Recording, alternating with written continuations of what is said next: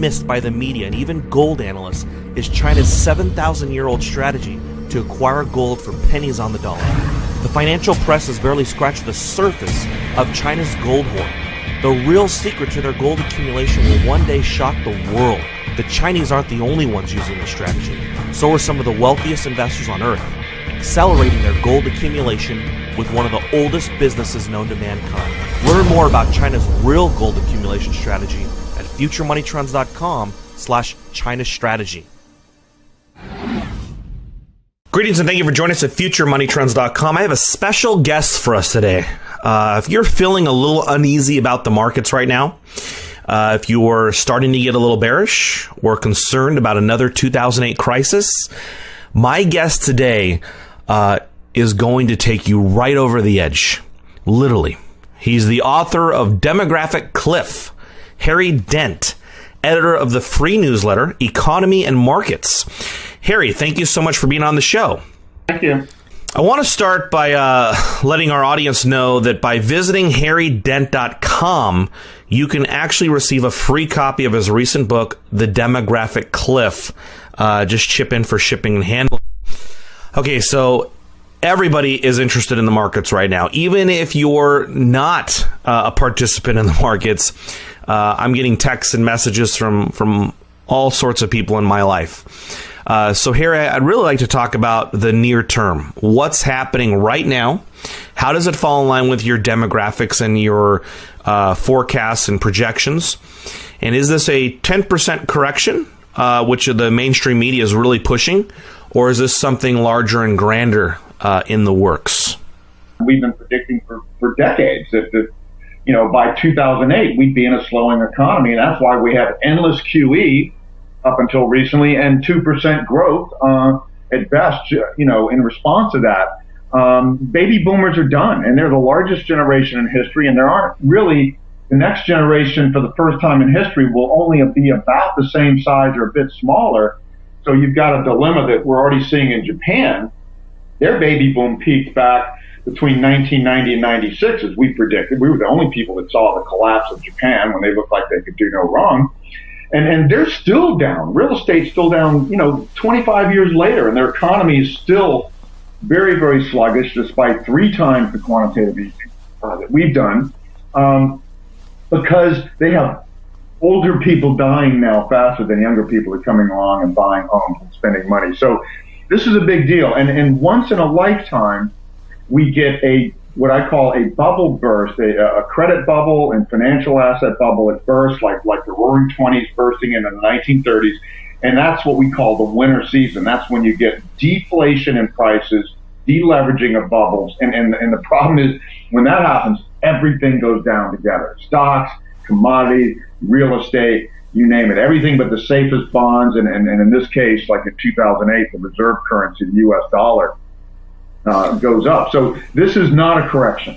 And we've been warning about this. We've been telling our subscribers, get out ahead of this bubble. Don't wait until it's obvious like now, because the markets get very volatile. And the first wave down in most major bubbles in history tends to be 30-40% or more. The tech bubble was down in the first 2.5 months, the NASDAQ, 40%. The 1929, when that bubble finally first burst in Dow, 46% in the first 2.5 months, and we just saw China demonstrate this exactly.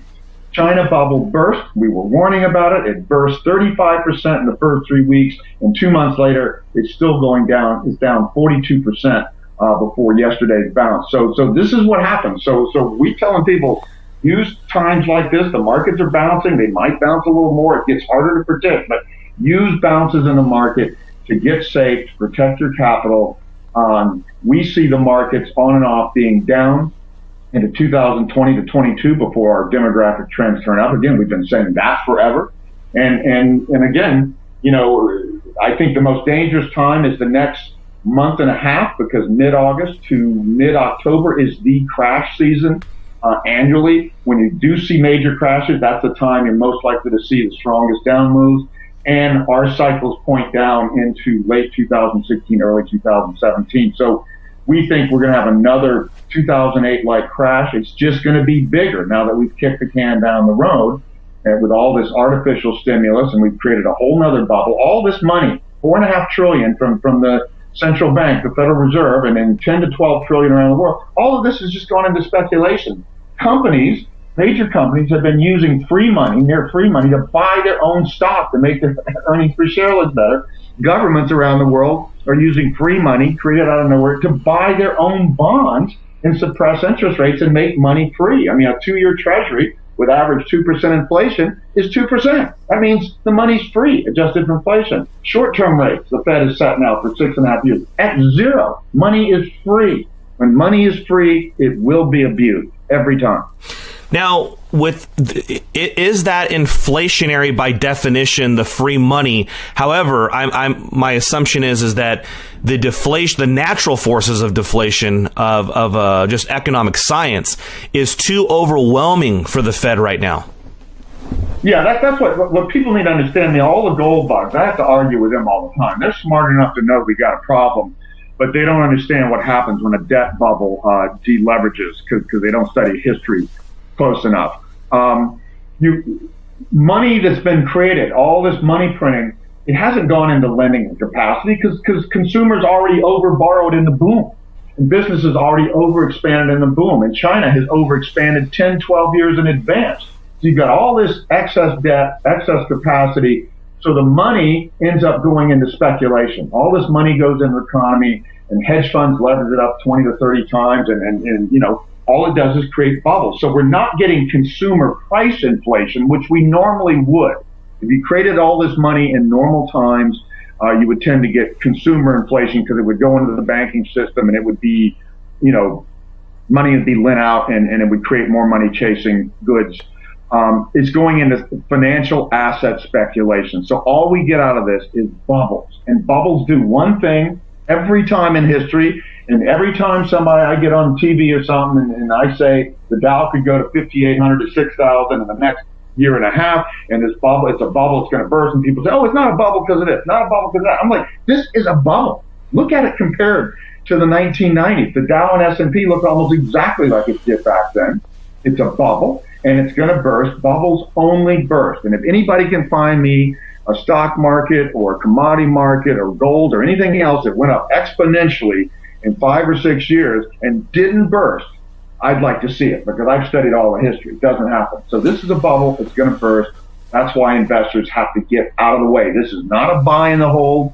This is not a buy the dips market anymore. You've got to protect your gains in real estate and in stocks and anything other investments you have before everything crashes, because the market and the economy want to deleverage. They want to get rid of debt. Debt's now 230 trillion around the world.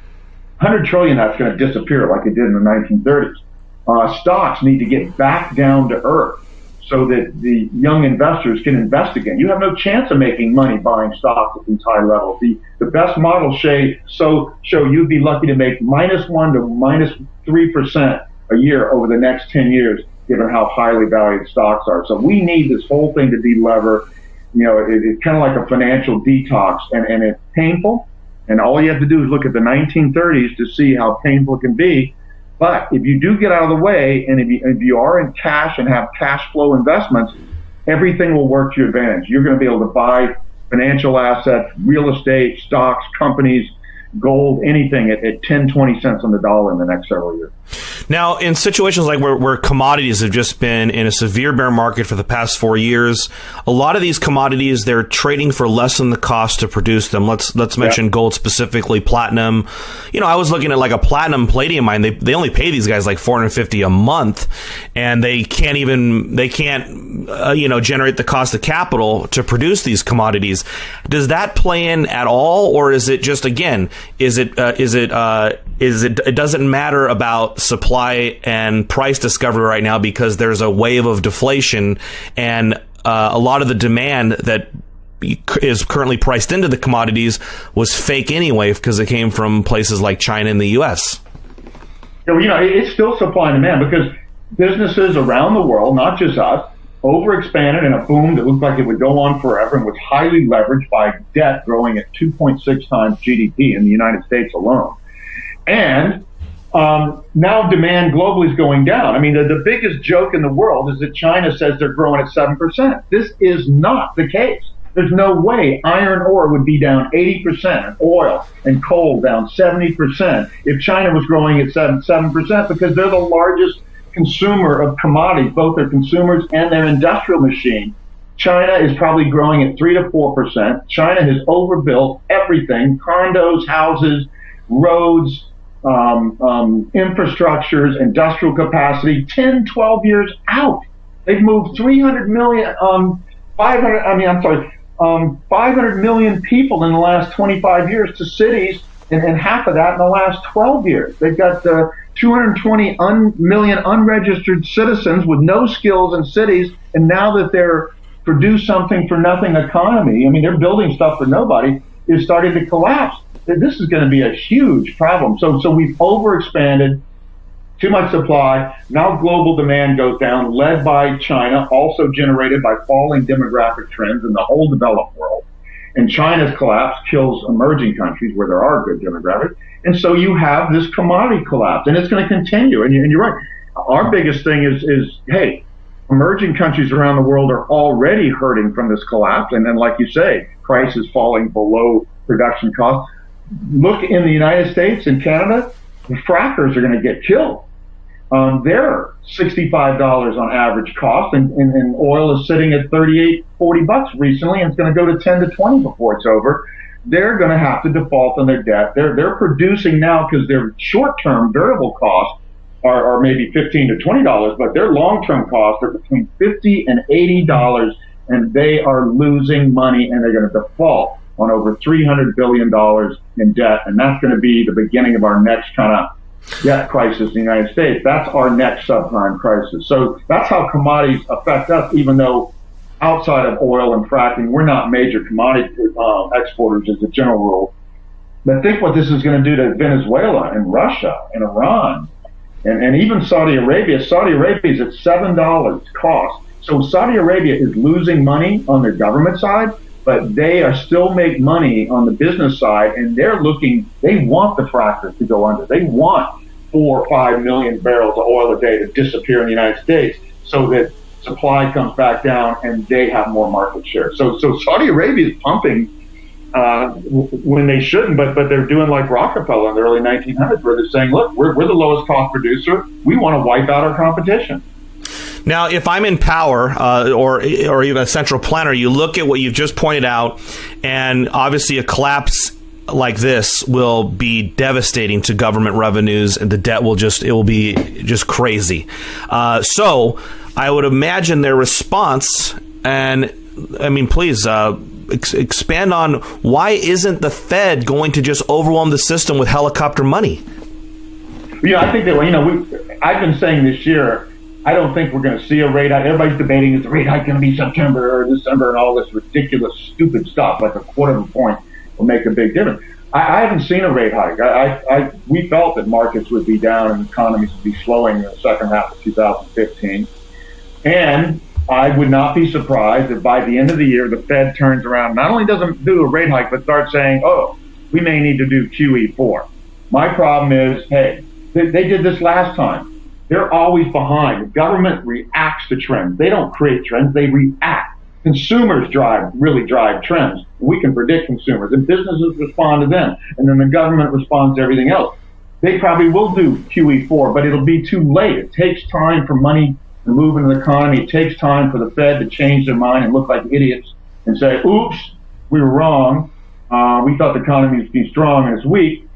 By the time they react, it'll probably be too late. And because, again, the Fed is printing money to fight deflation. That's why we don't have inflation. The trend is deflation, deleveraging of massive financial asset bubbles, stocks, commodities, real estate, everything, and debt, massive amounts of debt that have to be deleveraged.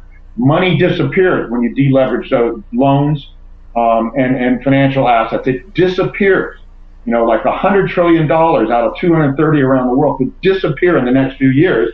That's why you get deflation, less money chasing the same goods. And so they're just inflating to fight deflation. I think that deflation is going to get the upper hand especially this time around. So that I think they're going to be too late. But I think, yeah, you'll be hearing about QE4 probably pretty soon. Harry, on the millennials, are they changing your guys' models because they're getting married later, they're not finding work out of college, having fewer kids, and from what you guys are forecasting, they're really going to be a generation that will probably be completely devastated by what's to come in the next 5 years? Yeah, they are. You look at history, generations, their whole personality and view of life gets formed as they're entering the workforce, which they are now. About half of them have entered, half of them haven't. And yeah, they're seeing real estate go down for the first time since the post-World War II economy. They're seeing difficult jobs. They're seeing deflation instead of inflation. They're going to have a whole different view than the baby boomers. They're going to be more conservative, like the generation before the baby boomers, the Bob Hope generation that basically were coming of age in the Great Depression and World War II. They are getting married later. They're skeptical. They're worried about having kids in a difficult world, and they don't think like, oh my gosh, the way to get rich is just buy real estate and sit on it. So they're not buying homes. They're renting, and they want to be more flexible in case a better job opens up in Denver than Dallas or wherever they're at. So they're going to be a more of a renter generation and already have been. So, and I'm just getting ready to get some updates. Every 10 years we go through and go more in depth into the consumer expenditure surveys from the Bureau of Labor and get like 10 years of data so we can really zone in. And I'm about to get an update, and I'm almost sure it's going to show, yeah, these people are doing everything later. Harry, I was a Southern California resident. I'm now in Texas, but in Southern California, the middle class, it's quite an illusion, and I just wanted to get your thoughts because I talked to friends who I grew up with, and these people make decent money. I mean, they're making six figures. They're college educated, usually two income families, but their mortgage payments are about $3,000 a month. They got $1,500 in student loans, and it's almost like, yeah, you're middle class. I guess you look middle class, and because of technology, you got a good quality of life. But my goodness, it's almost like is the middle class in the U.S. experiencing some severe dysfunction where they look middle class, they act middle class, but really they're in debt to their eyeballs. Yeah, they're in debt. They don't have a lot of discretionary income because their mortgage costs and, like you say, their student loans are so high. There's no question. I mean, in California, it's different in Texas. Where the cost of living is more affordable. Yeah, I mean, $100,000 salary would be middle class because of what it costs to live there. And I used to I was in California till 2002, and I got out of Dodge, man. The taxes, the state income tax has been raised on the marginal level, which I always paid, up to 14% from 9.7. Sales tax is like 8 to 9%. And the cost of housing, even after the correction we had in the last downturn, is at new highs in most cities. L.A. or San Francisco or whatever, or San Diego. It's crazy. I mean, I'm in Florida. With the savings in just the state income tax, I could buy a second home in California on the savings. Why would I ever put myself as a resident of California again? And I never would. I love California, but I wouldn't even think of being a resident of California with the cost. Oh, I agree. Yeah, I have 3 young children, 1, 3, and 5, and we wanted to buy a nice home that we would raise them in for the next 2 decades. And when homes near $1 million in California, don't even have central air and they're 1,200 square feet. That was when it's like I'm throwing in the towel. I'm going to a no income tax state where life is a lot better. On immigration, so it's a really big issue right now in the U.S. This election might even be about immigration if Trump continues his advance, which we're still 18 months out. But what I want to ask you, because you are the demographic expert, has government policy of letting basically we're just I don't want to say being flooded, but there's a lot of people from Central and South America coming to the U.S. Does that help or hurt U.S. long term since the millennials aren't having as many children? Oh yeah, I tell you that from a demographic point, culturally, I can see people arguing how immigrants change our culture, and hey, I can see that being the reason, but demographically, it's crystal clear. This helps. Most developed countries are not having enough babies to replace themselves. Only the countries that have high immigration, in Australia and Canada and Switzerland, have higher relative immigration than we do, and higher quality, more educated and all that sort of stuff. These are the only countries that have decent demographics at all going forward. You get Southern Europe and Germany and Austria and Japan and East Asia, Taiwan and South Korea, where they're having even lower birth rates than us and no immigration. They're dying. They are going to see their workforces shrink 30, 40, 50% over the next several decades. So immigrants, they have more kids and they come in younger, ready to work. The best thing we could do is be more selective, like Australia and Canada, where I said, here's the skills we need, here's the kind of the education level we need and stuff, and force it to be more legal. I mean, but for Trump to say, this is the dumbest thing I've ever heard in my entire life, we're going to deport 11 million people. How do you find them? How do you pay to get them back, to deport them back? And what does that do to your workforce and your spending and the companies that rely on these people? Hey, it is true. They came in illegally, but it's also true that we let them. We have not enforced this law hardly at all. So we should start enforcing it now if we want to. But if you let people come in and don't penalize the employers or the immigrants, you're kind of saying this is okay. It's like if you said, hey, pot's illegal, but if we pull you over, we're not going to, penalize you. We're just going to give you a warning, sort of thing. So we let this happen. So we should change policies now, make it more legal. We should find a way that these people can legalize themselves within some reasonable time frame, like 2 years. But to deport them back to Mexico would be the biggest disaster in history. We would have a recession on that alone. We got to be more reasonable about this, but it has definitely been a plus. The difference between Europe and the United States, why we're stronger than Europe in this downturn, is because we've had more immigration. Harry, in closing, let's talk some numbers for people just to get an idea. A year from now, is the Dow closer to 10,000 or 15,000 where we are? Gold. If it's silver, that's a very popular topic for anybody who's investing in precious metals.